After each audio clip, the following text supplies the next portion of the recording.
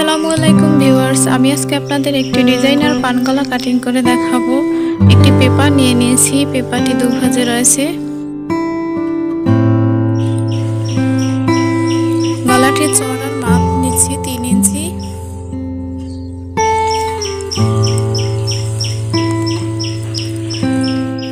লম্বার মাপ নিব 6.5 ইঞ্চি। নিচের দিক থেকে চওড়ার মাপ 3 ইঞ্চি। অপর দিক থেকে লম্বার মাপ 6.5 ইঞ্চি। এবার একটি স্কেলের সাহায্যে দাগগুলো মিলিয়ে নেব।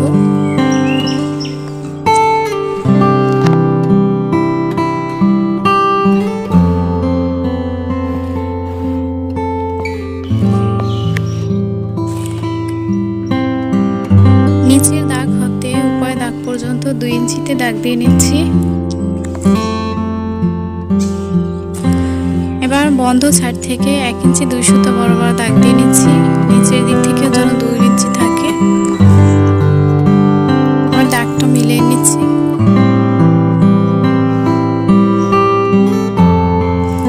নিচের দিক থেকে ও বন্ধ সাইড থেকে 1 ইঞ্চি 2 সুতো বরাবর দাগ দিয়ে নেব।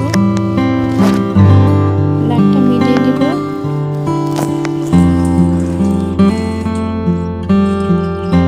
এবার নিচে কর্নার থেকে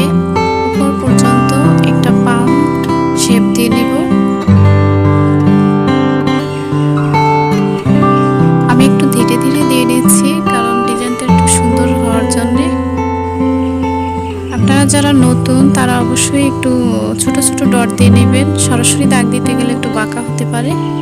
আমি এভাবে দিয়ে নিচ্ছি।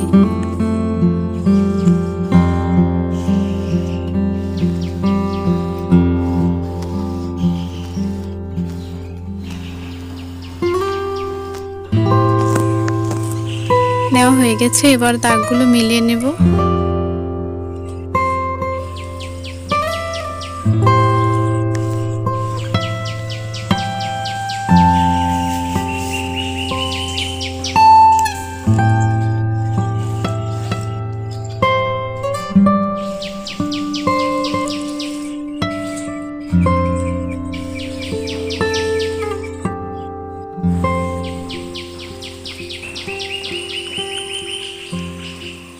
এবার বাড়তি অংশ 1 ইঞ্চি পরিমাণ নেব। আপনারা আপনাদের পছন্দ অনুযায়ী নেবেন, কম বেশি যার যা পছন্দ।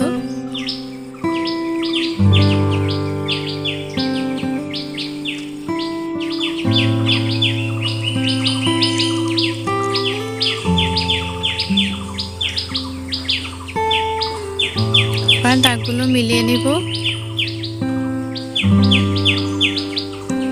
তবে মনে রাখবেন, পিছনের গলায় যতটুকু চওড়া নেবেন সামনের গলায় ততটুকু চওড়া নেবেন। বাড়তি অংশ যতটুকু নেবেন সামনের গলায় বাড়তি অংশ ততটুকুই নেবেন। কম বেশি নিলে সেলাই করায় অসুবিধা হবে।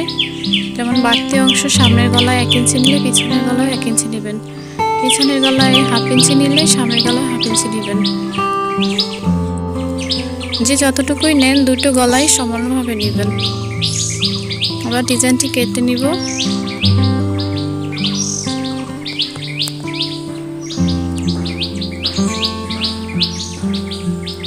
স্ট্রিং চেপে ধরে কাটবেন যাতে সরে না যায়, তাহলে বাঁকা হবে।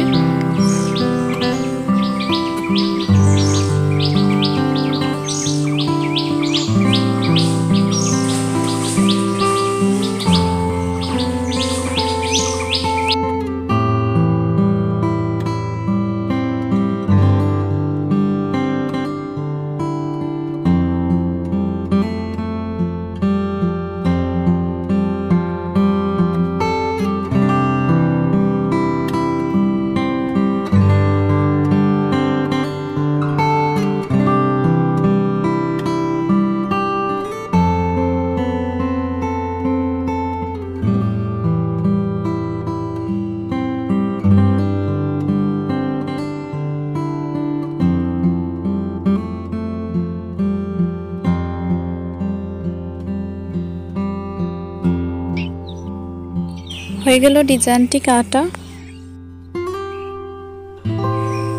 সুন্দর একটা পান শেপ চলে আসছে।